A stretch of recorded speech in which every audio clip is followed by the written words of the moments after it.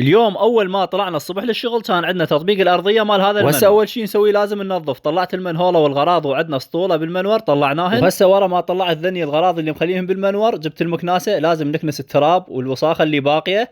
كنست ذن الوساخه وطلعتهن برا. ورا ما طلعت الوساخه جبت سطل مي ورشيت المنور. واهم شيء نرشه مي على مود يروح التراب ويصير تماسك بالخبط اذا طبقناه. وهنا ورا ما كملت جبت الكوسره. عندنا هذا البوري طالع لازم نقصه على مود يصير بمستوى التطبيق. وهسه مثل ما تشوفون قصيت هذا البوري على مستوى اللي نريده. ورا ما كملت قص طلعته برا. وهسه راح نبلش بالتطبيق. وطبعا بعد ما اخذنا الوزن مالت المنور اللي راح نشتغل عليه حضرنا الخبط مالتنا وبلشنا نشتغل اول ساعه. واتمنى منكم قبل لا ندق اول كاشيه تخلونا لايك ومتابعه دعم وتشجيع وادري بيكم ما تقصرون. المهم راح نطبق هذا المنور البورسلين 40 ب 40 الايراني. القياسات مالته كلش حلوه ومرتبه. راح نشتغله وتشوفونه بالنهايه النتيجه راح تعجبكم ان شاء الله. وهنا مثل ما تشوفون دقينا الكاشيه الاولى والساف الاول. هذا اهم شيء الساف الاول لازم تضبط القياسات مالته والوزن مالته على مود ما يتخربط عندك الشغل ويجي الشغل مالتك عداله 100%. ومثل ما تشوفون دقينا الساف الاول وصلنا بالشغل هاي المرحله. قعدنا المنهوله وبلشنا بالساف الثاني. طبعا طبقنا هذا المنور قبل الارضيات على مود اذا اكو شيء زايد او غراض زايده عنده بالبيت يخليهن بالمنور على مود من نطبق الارضيات ما راح يعيقنا. الغراض مالتنا كلها راح نجمعها بالمنور. المهم مثل ما تشوفون قدامكم وصلنا بالشغل هاي المرحله.